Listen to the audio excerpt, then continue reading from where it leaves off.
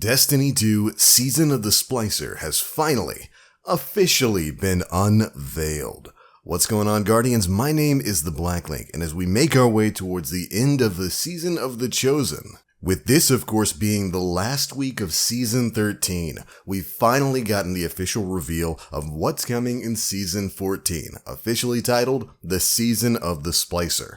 Now, if you're plugged into information, you likely knew this stuff a week or so ago. It got leaked in data mine not too long back. But now we're getting to see everything that we're going to be engaging with Destiny 2's next big season of content. Anyways, Bungie dropped an awesome trailer earlier today. If you missed out on it, I'll have a link to it down in the description box below, but of course you're going to be seeing that as a part of this video as well. But what exactly is happening in this Season of the Splicers? Well, the Vex have plunged the last city into an endless night, threatening the safety once found beneath the watchful presence of the Traveler.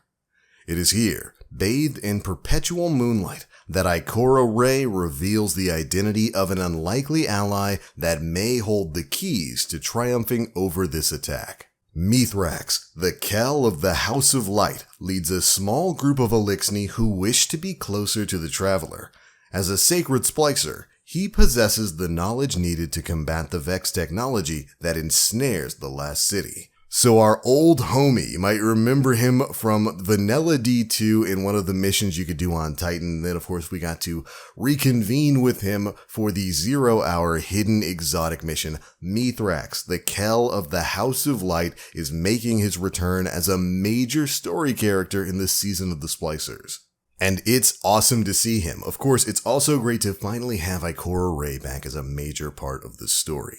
The House of Light is one of the more mysterious aspects of the lore. It's clear it's going to become an ally in future content, and this seems to be a story element that's going to bring us closer there. Fallen Splicers are said to be able to communicate with machines, and Mithrax is said to be the last of that order. The trailer starts with him leading a group of Elixni through the snow. And I wanted to take note there, it's interesting, we actually get to see one of the Fallen carrying what looks to be Fallen babies. I just thought that was an interesting little note that I had to point out. From there on in the trailer, we actually get to hear from Mithrax himself, who is going to serve as a guide of sorts, leading us into the Vex network, so that we can find the source of the simulation that's causing an endless night in the city and will lead to the end of humanity. That's the story for next season, and I can't wait to dive on into it. It seems to have an aesthetic very similar to what we see in the Prophecy Dungeon. And based on what we've learned about the Season of the Splicer, it seems that story is going to be told in a very similar manner to the Season of the Chosen. We're going to be getting an upgraded version of the Helm, which of course served as our HQ in Season 13. A new chamber overlooking the loading bay has been completed. It is here that the Vanguard will harness new Splicer technology and plan their response to the Vex incursion. We also of course are getting a brand new 6-player matchmade activity titled Override, and we get to see plenty of clips of that here in the trailer. In Override, fire teams of 6 will use Splicer technology to hack their way directly into the Vex network, uncover their secrets, steal their code, and use the Vex's power against them. And in addition to being visually stunning, like seriously, the environmental team at Bungie deserves a raise, this also brings up some really interesting lore implications, since very few characters have been able to penetrate the Vex network and make it out alive. Once inside, it looks like we're going to be fighting off a myriad of different Vex, including some Vex who share the same model as Atheon times Conflux. Now, of course, in addition to this new 6-player activity, we've also got a new weekly Pinnacle mission. Kind of surprising that Bungie's letting us know this right off the bat. It'll be titled Expunge. Each week, Guardians will uncover new vulnerabilities within the Vex network and use Splicer keys to infiltrate and collapse it from within. So you'll be able to repeat this mission for Pinnacle rewards. Also, remember, starting next season, we're not going to be having the 50 power level jump anymore. Your max power level is going to go from a hard cap of 1300 right now to 1310. So you're not going to have nearly as much of a grind as we usually do. But speaking of Atheon times Conflux and the concept of grinding, the Vault of Glass is also returning next season, Season of the Splicers, on May 22nd. The Time Lost raid will return. Stored away deep in the Vault of Glass on Venus is Atheon times Conflux, No one knows what this Vex is, but Guardians must access the vault, navigate the fractures in space and time, and terminate Atheon before it can become an unstoppable threat. And then we get to see the classic 6-man fire team load in animation and opening up the door to the Vault of Glass. This has been one of the most anticipated returning experiences in Destiny, and I for one can't wait to dive back into VoG. Now additionally, of course, Ada 1 is going to be returning this season as well. In a new area of the tower called the Loom, Ada 1 is going to be in charge of armor synthesis, the new transmog system added into Destiny. We covered this system extensively in a TWAB a week or two ago. So if you missed out on that, I have a link to the TWAB as well as the video we did for it in the description box below. But the trailer here gives you a little bit of a nod towards the transmog system, showing off Guardians rocking multiple different looks. After that, we get a sneak peek at an incoming exotic for the next season. The Cryothesia 77K. It looks to be a new stasis damage exotic sidearm. Almost kind of like a frosty version of the Devil's Ruin. While we don't get to see much action from it, we do get to see that it has the power to freeze enemies solid, just like any of the other stasis abilities. But in addition to that new sidearm, we've got over 30 new and reprised legendary weapons to crash the Vex network with.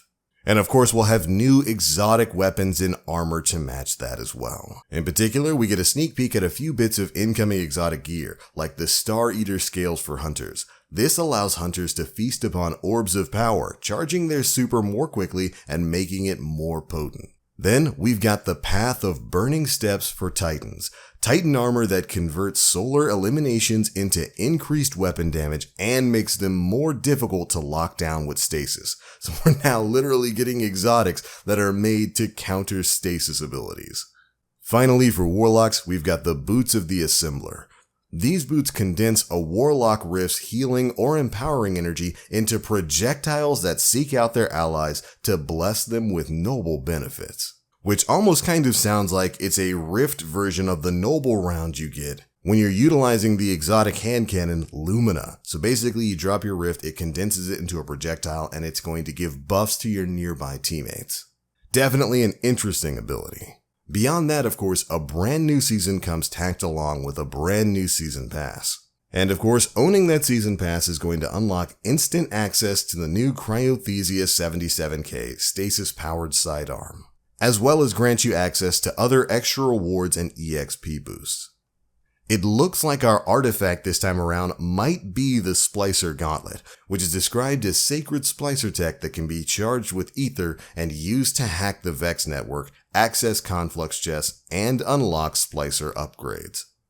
That could serve as our artifact next season, or it might be something similar to the hammer charges we get in the current season. We'll see.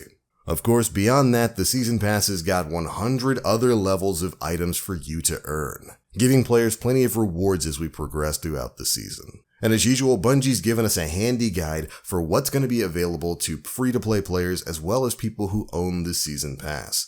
So you can refer to that to see what's coming for everybody. Finally, of course, we've got the season content release calendar telling us when exactly we'll be able to engage in a lot of this stuff.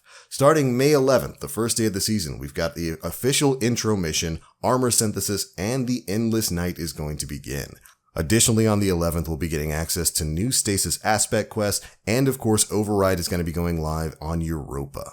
Then, on May 14th, we've got the return of Trials of Osiris. On May 18th, we've got the return of the Iron Banner, and the Override activity is going to open up on the Moon. Then, May 22nd, the Vault of Glass officially begins. Then, a few days after that, on May 25th, the weekly Pinnacle mission is going to go live, and the Override activity is going to expand to the Tangled Shore. After that, the Iron Banner will be returning on June 8th, the Vault of Glass Raid Challenge will be opening up on June 15th, Iron Banner will be back again on June 29th, and then on July 6th, the Solstice of Heroes summer event is going to begin, and the Vault of Glass difficulty options are going to become available for everyone. I'm assuming this is when we're going to regain access to challenge mode and that kind of stuff. Then, after that, on August 3rd, Solstice of Heroes will end and the Iron Banner will return. And finally, on August 10th, we have our epilogue, pretty much covering everything we've got on this calendar. We've got all that content coming and more. But alright, Guardians, that's pretty much it for your reveal of Destiny 2's Season of the Splicer. This is going live next Tuesday at reset time. And I've got to say, it looks like a lot of fun. But that's the news, and those are my thoughts. Be sure to leave me yours down in the comment section below. How do you feel about the Season of the Splicers? Are you excited for some new content in Destiny? Be sure to let me know. If you enjoyed the video, feel free to drop a like, make sure you subscribe, and hit that notification bell to stay up to date with all the latest stuff we're putting out. I'm out for now. Thank you all so much for watching. And as always, I am the Black Link. You Guardians, stay frosty.